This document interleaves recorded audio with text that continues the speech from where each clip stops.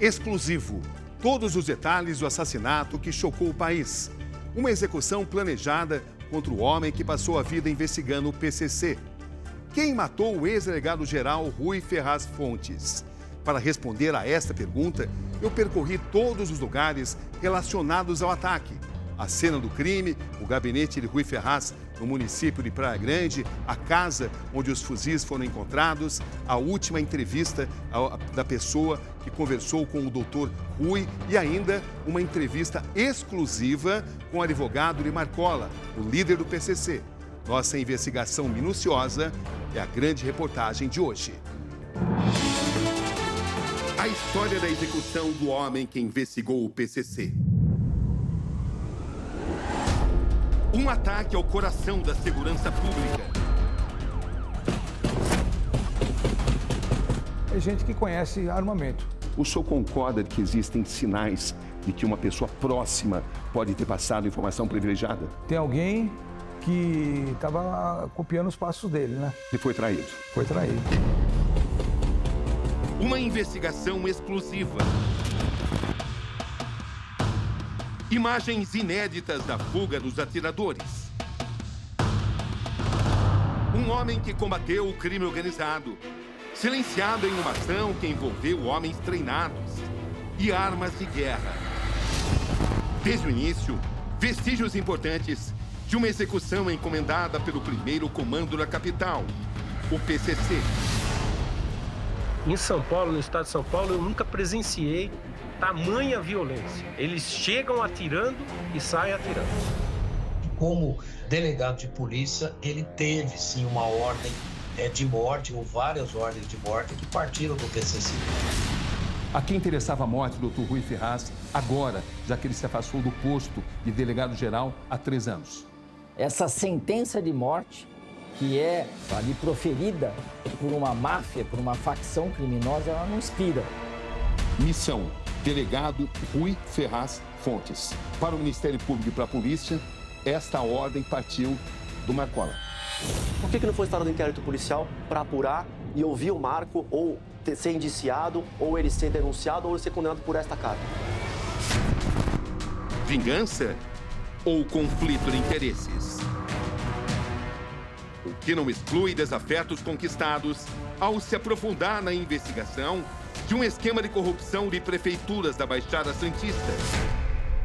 De que forma o PCC costuma se infiltrar nas licitações aqui nessa área? Há muitas situações em que nós vemos vereadores financiados pelo crime organizado, empresas notoriamente vinculadas a atividades ilícitas e todas elas ingressam no mercado formal. O senhor chegou a ter algum tipo de discussão sobre licitações com infiltração do PCC com o Rui Ferraz? Não. E por que ele estava tão tenso assim nos últimos 4 dias, mal conseguia dormir? Pode ser que ele tinha informação de que ele estaria sujeito ao que aconteceu com ele. Uma cidade vigiada por mais de 3.600 câmeras. Não foi o suficiente para intimidar um plano audacioso e cheio de detalhes. Segunda-feira, 15 de setembro. Esses são os últimos momentos de vida de Rui Ferraz Fontes. Às 9h51, ele chega à prefeitura. Na noite dessa sexta-feira, recebemos autorização para entrar no gabinete de trabalho de Rui Ferraz, aqui na prefeitura de Praia Grande. Essa é a entrada, gabinete do secretário. Aqui, tudo exatamente como ele deixou. A sua mesa de trabalho. Rui deixou a sua sala exatamente às 6h12. Ele deixava o seu local de trabalho para nunca mais voltar. O ex-delegado-geral já era esperado pelos criminosos. Essas imagens mostram o carro usado pelos atiradores em vários pontos da cidade. Um terceiro veículo é apontado como suspeito. Trata-se de um carro branco, flagrado 2 vezes antes do assassinato. Sabe-se que o motorista dá o sinal verde para os atiradores. Esse é o caminho feito por Rui Ferraz Fontes no dia em que foi assassinado. 6h15 da tarde, ele deixa a prefeitura por esse portão, por essa saída. Ele inicia o caminho de volta para casa. O carro está em uma velocidade normal. Seus passos estão sendo monitorados, mas Rui ainda não havia percebido. Ele vira essa esquina à direita. Em poucos minutos, a situação iria mudar drasticamente. Exatamente nesse ponto, quando ele vira à esquerda, o carro dele é alvejado pela primeira vez. Rui fica gravemente ferido. Nessa altura, ele tenta desesperadamente fugir do veículo que o perseguia, com homens fortemente armados com fuzis. Estamos chegando onde ele foi fatalmente atingido.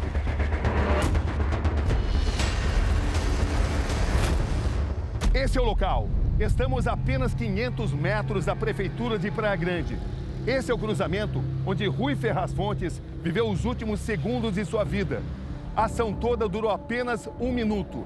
Aqui, seu carro foi alcançado pelo veículo de seus executores. Eram 4 homens, o motorista e outros 3 armados com fuzis de guerra. Rui tentou completar esta curva. Não conseguiu. Ele bateu. Seu carro virou parcialmente. Ficou prensado entre 2 ônibus. Não havia mais como escapar. Rui foi imperiosamente executado. Foram 64 tiros. 22 atingiram o delegado. 6h17 da tarde de 15 de setembro de 2025. Rui Ferraz Fontes tinha acabado de ser assassinado. Em São Paulo, me encontro com uma figura-chave da investigação policial da execução do delegado Rui Ferraz. O que chamou mais sua atenção nessa execução?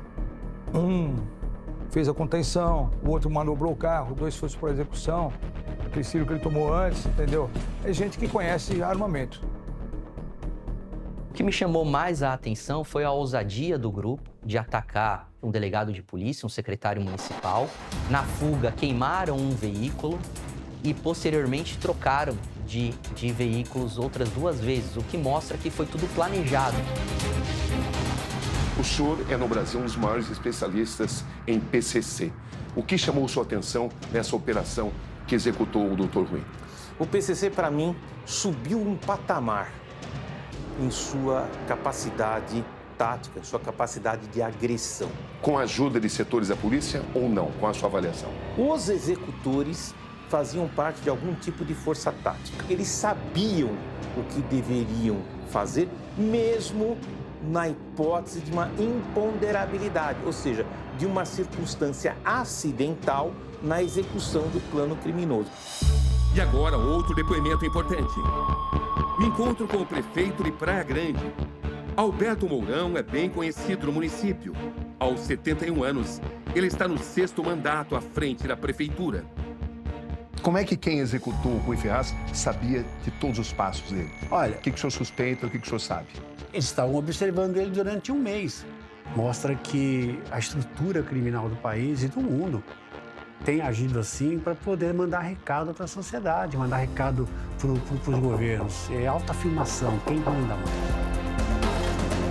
O que foi possível observar?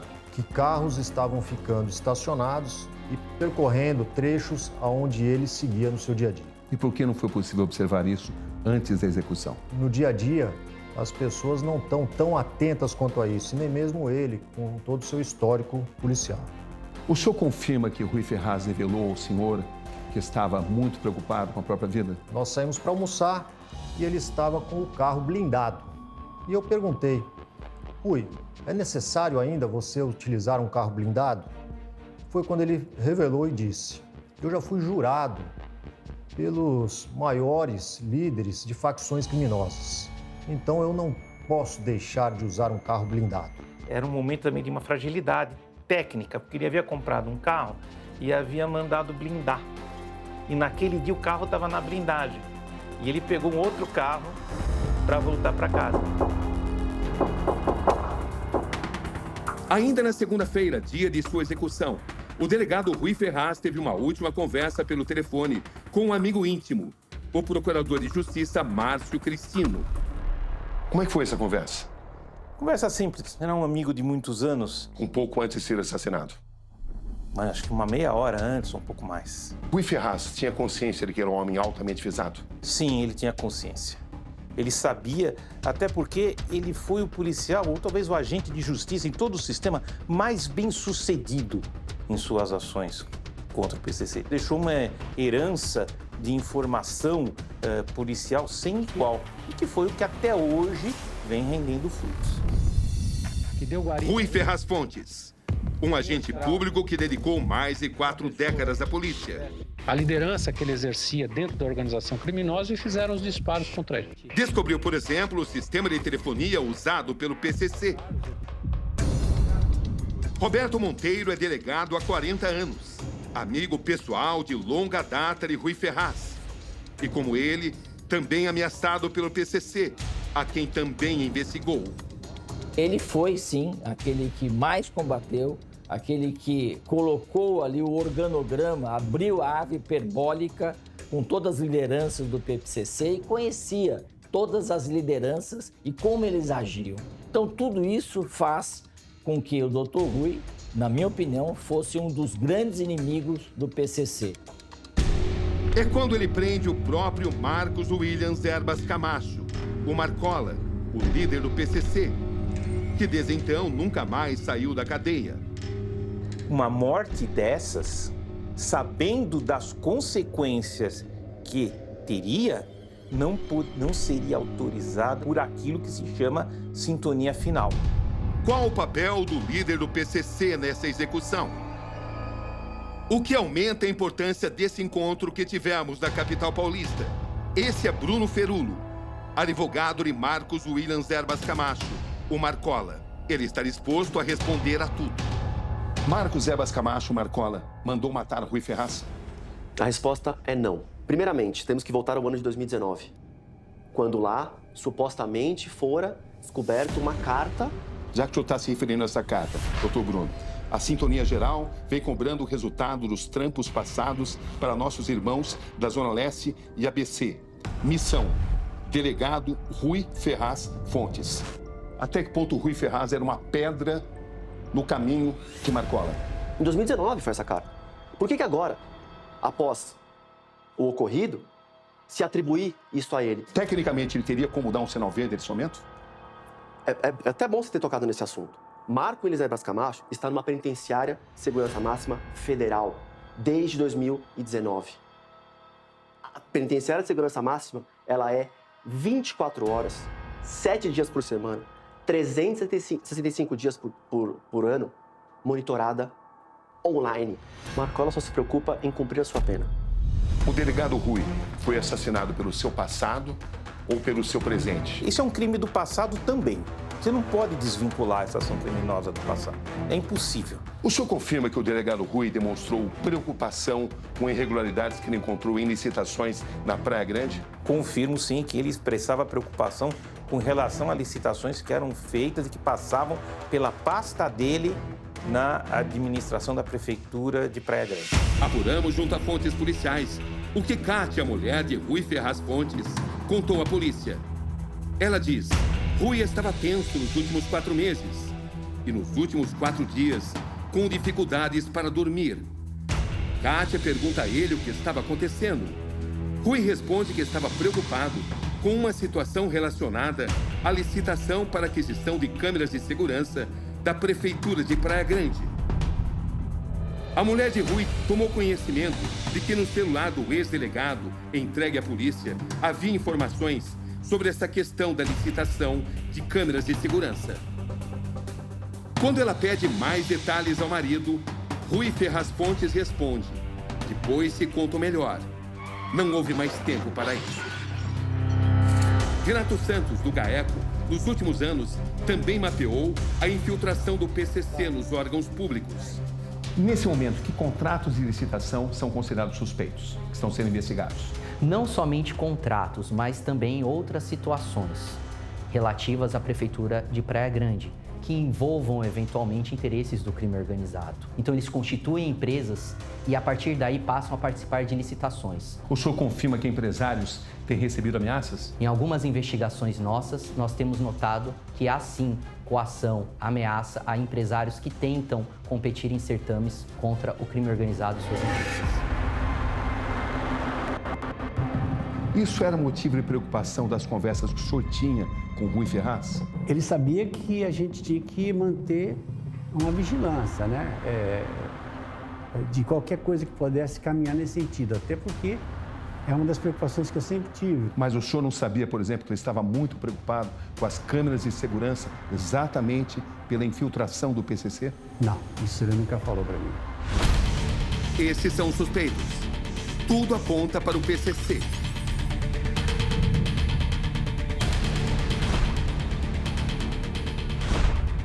Um lugar de classe média. Estamos no bairro Jardim Real, em Praia Grande, a 10 quilômetros do centro da cidade. Essa é a casa que foi usada pelos executores de Rui Ferraz durante 10 dias. Os vizinhos relatam um constante entra e sai da casa e algumas discussões em voz alta. Aqui eles usavam 2 carros. Hoje, tivemos acesso à casa. O dono desta casa é o William Silva Marques, um homem de 36 anos, 7º suspeito no envolvimento no crime. A mesa, o freezer, a geladeira, aqui dentro da casa foram encontrados 41 impressões digitais e também 41 pontos para coleta de DNA, o material genético. Aqui no interruptor a gente observa o pó latente preto, o nome técnico do pó usado para coletar impressões digitais pela polícia. Dentro de lixos como esse, foram encontradas luvas cirúrgicas. Aqui na parte de cima, 2 quartos. Tudo deixado às pressas. William teve a prisão decretada pela Justiça no sábado. Enquanto avançamos em nossa investigação, recebo uma ligação do delegado Oswaldo Nico. Delegado Nico, quais são as últimas informações? O William se entregou agora no domingo de manhã, apresentado pelo seu defensor. Esse é Luiz Henrique Santos Batista, o Fofão, preso na última sexta-feira. Ele é apontado como piloto de fuga dos assassinos do delegado Rui. A polícia dando mais um passo aí, né? Com a prisão agora do Fofão, ele deu apoio para uma pessoa sair daí da Baixada e vir aqui para São Paulo. E essa pessoa é uma pessoa conhecida como Jaguar, conhecida da polícia. Condenado a 24 anos de prisão em abril de 2009 por extorsão mediante sequestro e associação criminosa. Por ser réu primário em crime hediondo, cumpriu 2/3 da pena e saiu pela porta da frente da penitenciária de Mirandópolis. Horas depois dessa ligação, Jaguar é preso em Praia Grande. Ele se entrega em São Vicente, acompanhado por um advogado.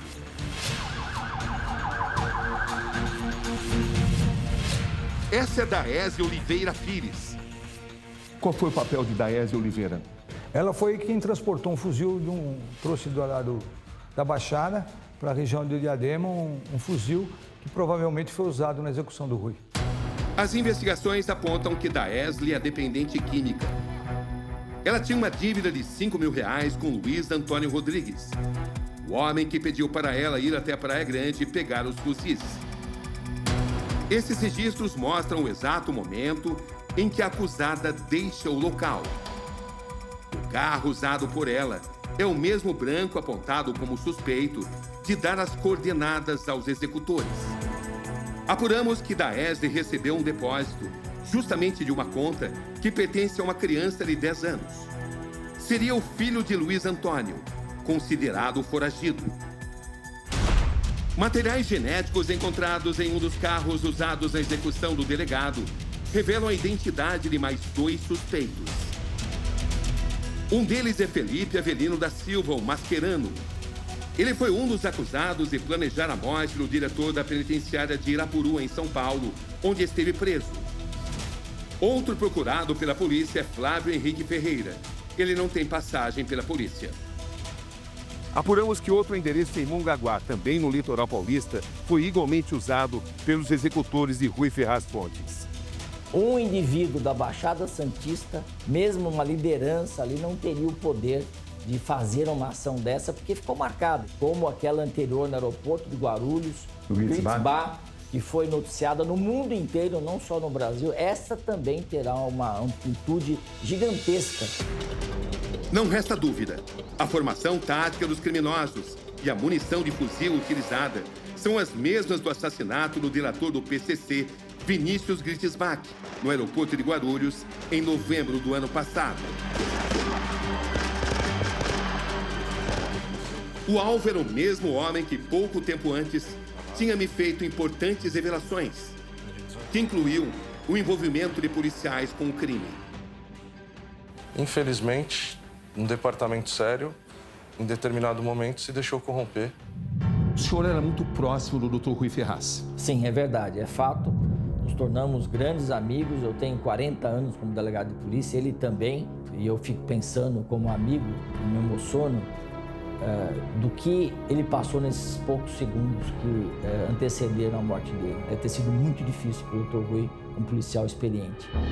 Na tarde desse domingo, com exclusividade, conversei com Kátia, a mulher de Rui Ferraz Fontes. É sua primeira entrevista desde a morte do marido. Como é que foi a sua última conversa com ele, dona Kátia? O último momento que eu estava com ele foi na segunda-feira de manhã.